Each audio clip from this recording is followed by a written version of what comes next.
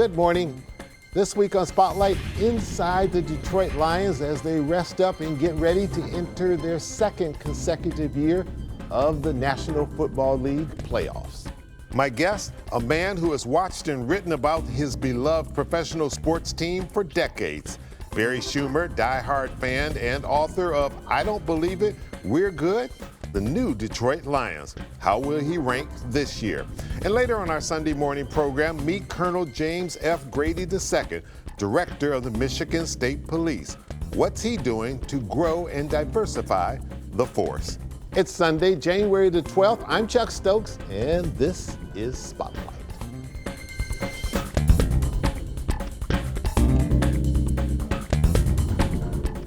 Barry Schumer, thanks for joining us today from San Antonio, Florida. I've heard of San Antonio, Texas, but where in the heck is San Antonio, Florida? I'm just north of Tampa Bay. I didn't know there was a San Antonio, Florida either. Well, you found it, and we should mention that, of course, you're an Ann Arbor native, and you kind of do that, what do you call it, 6 and 6. Spend part of the time up here and part of the time in sunny Florida, so I'm not mad at you. Okay. How long have you been a Detroit Lions fan, roughly? I have been a fan since I'm 10 years old, so that would be 59 years, Chuck. That's a long time. Do you remember the first time going to see the Detroit Lions and where it was?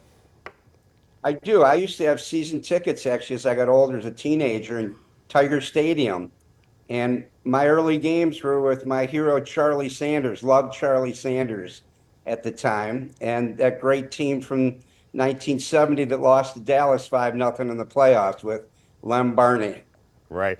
You've seen a lot of ups and downs with the Lions. If you had to rank this season against what you've seen up to now, how would you rank it? Well, this is the best season we've ever had, obviously, 15-2. Our previous high with wins was 12.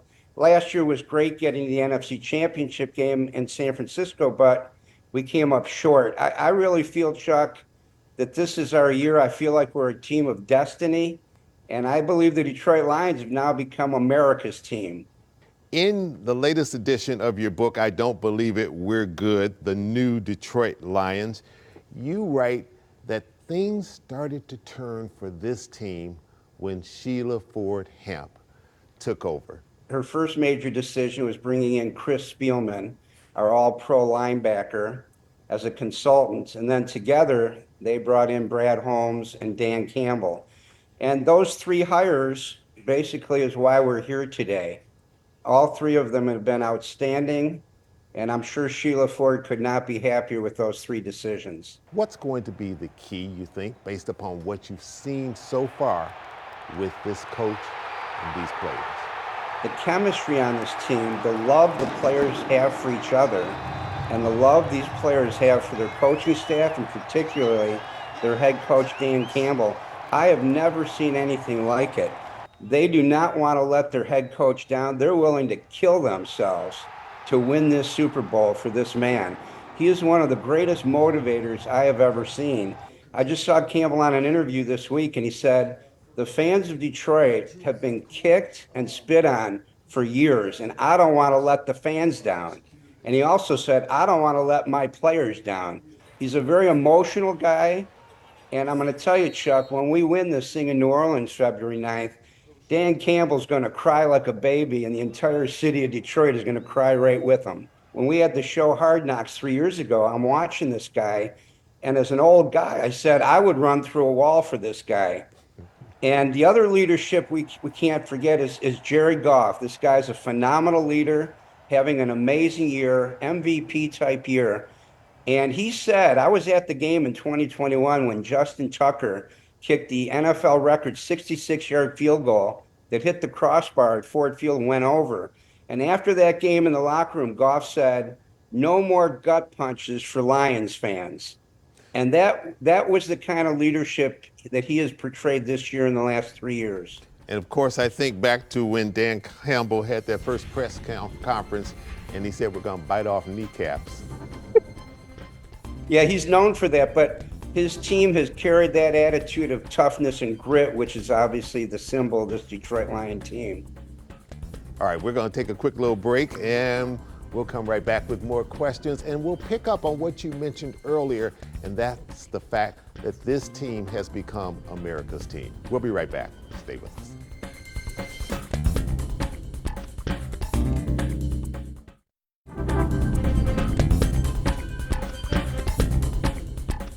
Welcome back to Spotlight, talking to Barry Schumer. He's the author, the book, I Don't Believe It, We're Good, the new Detroit Lions, the 4th edition. You working on another book? Not right now. People keep telling me I'm going to have to write one when they win the Super Bowl, but we'll see how that goes. Absolutely. You mentioned earlier that this Detroit Lions team, and I think you can go back to last year, has become America's team. I saw a recent poll that said 60 some odd percent of America is rooting for the Detroit Lions. Why so? Well, I think it's because America, our country, we love a comeback story. We love it when somebody's down and out, even an individual or a company, and they come back to find success. And Detroit and the country knows Detroit's been down and out for 65 years as far as its football team. You know, in a way, you can almost compare it to what the Chicago Cubs went through for 100 years. They didn't win the World Series. Somebody just referred to the Lions this week, a national reporter, as the Lions are the Chicago Cubs in pads.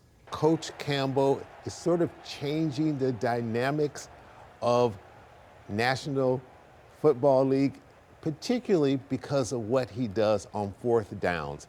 Yeah, he has actually become a pioneer in head coaching in the NFL.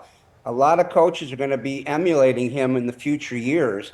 I mean, again, he's learned from some of the things. Sometimes you gamble, sometimes you can't gamble. But he has changed the way football is coached with these 4th down and some of these trick plays and fake punts.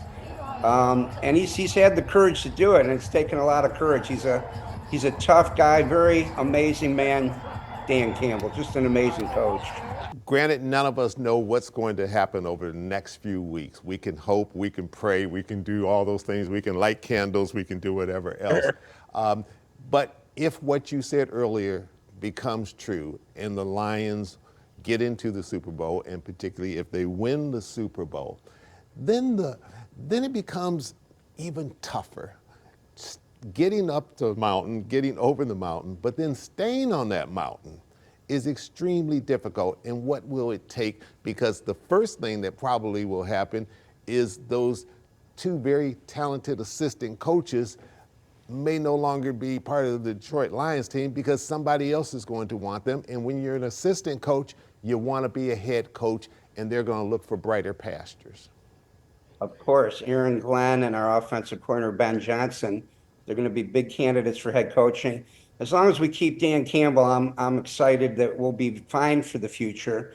I have to tell you, I mean, just ask the Kansas City Chiefs how hard it is to stay on top. They're trying to win their 3rd Super Bowl in a row, and we may just be facing Kansas City in the Super Bowl. You'll find this interesting. I just made a bet with a friend this past year, and it was a $100 bet that the Lions are going to win 2 of the next 5 Super Bowls. That's what I believe. So let's get the You're first one. You're a gambling man, aren't you? A gambling man. Let's get the first one February 9th. And then, look, this is a superstar team. The problem with something like this becomes you have so many great players that eventually when they get to their 4th year, you can only afford to re-sign so many of them for the big contracts. Right now with the Lions, what is that doing for this entire region? Well, look, the fans and the city of Detroit and the entire Metro Detroit area, we give the Lions energy and the Lions give the city energy. I mean, everybody's just on a high right now. That's all people can talk about of the Lions. It cheers everybody up. Anybody going through hard times in their life, they feel better because they have this hope and excitement of the Detroit Lions. So it feeds off each other. We give the team energy, they give us energy. And from afar, you spend part of your time down in Florida, so you get to talk to people who aren't Michiganders. What are they saying about the Detroit Lions, and how is this translating outside of the Mitten State?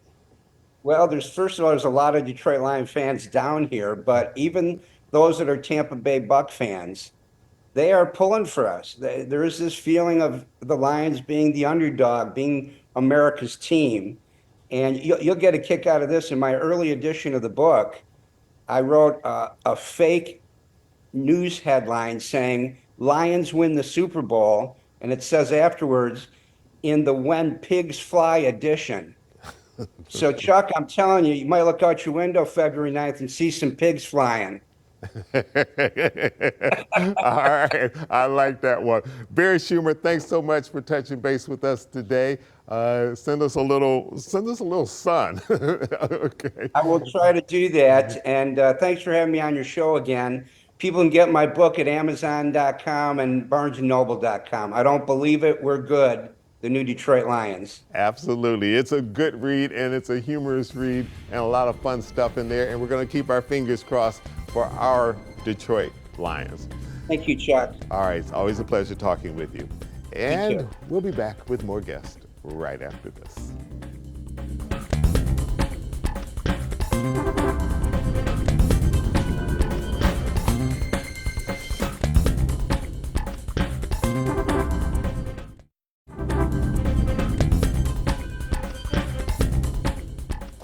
And welcome back to Spotlight. Joining me now is the director of the Michigan State Police, Colonel James Grady II. You're doing well? I am, and thank you for having me. It's certainly our pleasure. This is going to be an awfully busy time these next several days for you and all the young men and women that work for you with the Lions, the auto show, but you're ready. We're ready. We're ready, and we're committed to providing public safety services and protecting residents and visitors here in the state of Michigan.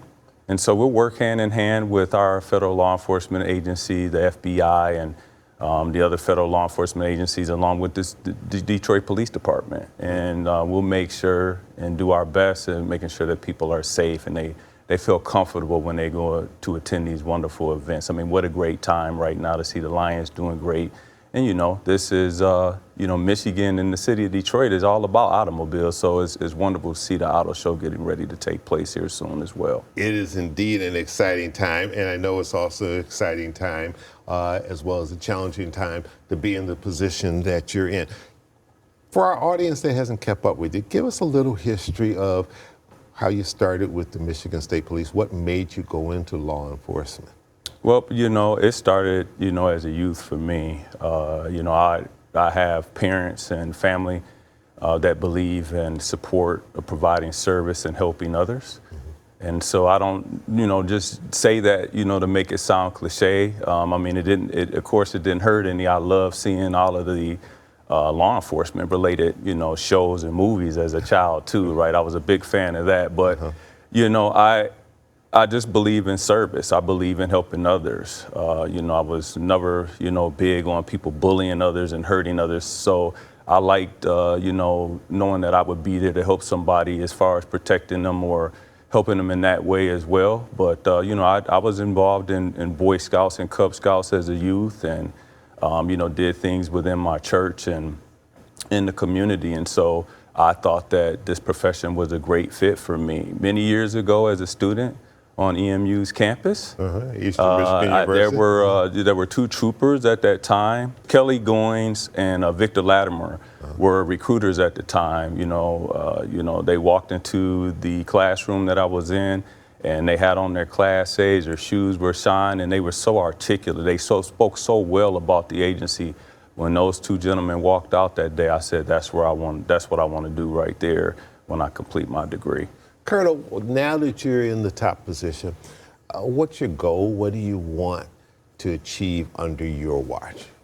My goal is, to maintain our commitment to the state of Michigan, across the state of Michigan, and providing excellent law enforcement and public safety services. But to do that, we not only have to have great partnerships with our local and federal partners, but we also need to have a solid partnership with the members and residents from each community across the state.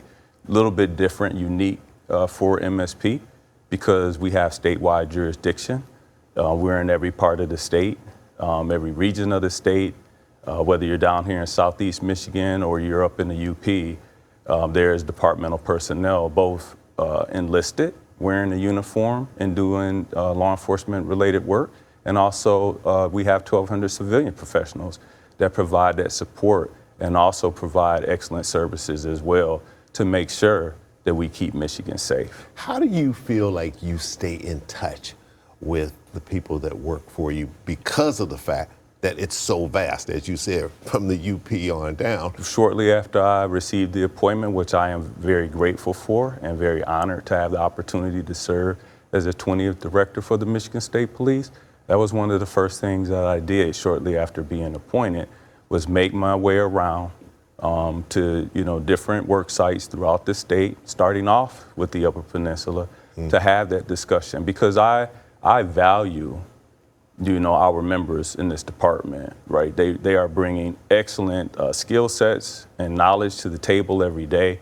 Without them, I can't successfully run this agency by myself. So I'm grateful for what they do and what they provide every day to keep the state of Michigan safe. All right, we're going to take a quick little pause for the cause. We come back, I want to talk about recruitment and that next generation of the Michigan State Police. We'll be right back with the Colonel right after this.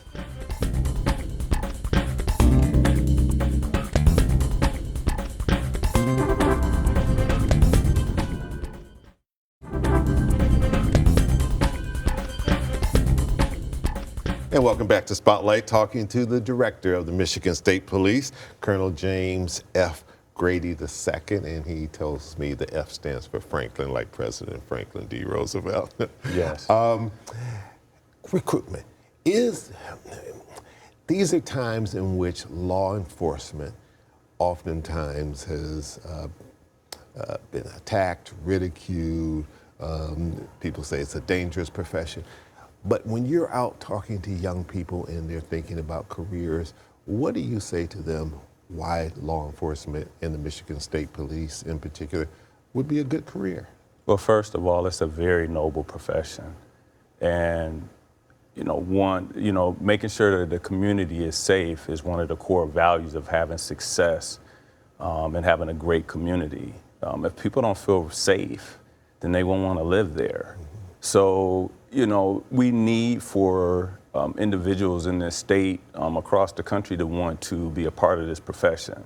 I'm glad that I've done it for 26 and a half years. I wouldn't have picked any other profession outside of this one. It was a great fit for me. I really do value the things that I've been able to do over the course of my career at helping others, of providing that safety within the communities. Providing justice, when someone has been a victim of crime, pulling over on the side of the road to change a tire. Sometimes it's the little things. Law enforcement and public safety is about more than just writing a ticket or, arresting someone. And even when you do that, you can still provide dignity and respect to whoever that you interact with. At the end of the day, we need for people to have an interest in this profession. It truly is great. It can't be about the money. You have to have a desire and have a service-minded mindset. It has to be based on that, because that's what you do. You work and you provide safety for the people. If you're not interested in doing that, this is not the profession for you. Colonel, you're clearly a role model. You grew up in Inkster, so in our neck of the woods here, you rose to the very top of your profession. In a time in which in some areas, equity, diversity, and inclusion is under attack, what's your position on it, and how do you diversify your force, or is that a priority? It is a priority. First, let me begin by saying this. Regardless of what you look like, what color you are, whether you are male or female, we want individuals that they want to go out and they want to provide service for the people. That's what we need here. Good people, not perfect, but good people that want to do good things and provide an excellent law enforcement and public safety services. But yes, I will tell you that we do value and we want to make sure that we provide an inclusive work environment here at the MSP. We are looking to recruit from across the state. We're providing that training here at the MSP, But you know, when you get the chance to work with people from different places that have a different perspective, they come from different cultures, have some different beliefs, that will make you better. And it will make the agency better, which means that our service will improve and get better as well. We've got just about a minute left. Two questions. One is, when you're sitting with your officers in a room where cameras aren't there and everything else, what is it they say to you, Colonel, we need you to advocate for on our behalf to make our jobs not necessarily easier, but to make sure that we have all the tools we need to do what we have to do to protect the public? I think that, you know, they want support. They want to know that they're being invested as far as their development for their future. And those are things that I believe and support 100%. It's not always about money, because in this job and profession, you'll never get rich. You have to have the desire, again, to want to go out and provide excellent public safety services. But as the director of the Michigan State Police, you know, I want and value their input. I'm all about doing some things different, right, to improve the agency and help us progress and become a modern police department. And so that's the one thing that I really value from our members. And I'm always willing and have an open door to listen to what they have to say. And when you go out and about and you talk to the community, what is it the community says to you, Colonel? This is what we want you to hear. Same thing, right? I value and I wanted for the community, members of the community, to know that I hear them. I want to listen to what they have to say. Sometimes we don't do enough listening in this profession. So we are here. We have community service troopers. You know, we're making changes. We reopened the front doors to the 2nd District headquarters here in the city of Detroit. That's showing MSP's commitment to the community, and that without them, we can't get anything accomplished. So to keep Michigan safe, we truly have to work together. All of us have to do that to keep Michigan safe. All right. Colonel James Grady II, thank you so much for coming in. Thank you for your public service and your work, and stay safe out there. Thank you. Thank you for having me on. It's our pleasure. That's it for today. I'm Chuck Stokes. We'll be back next week with more newsmakers in the spotlight. We hope you have a great week, and rest up, Lions, and then go again.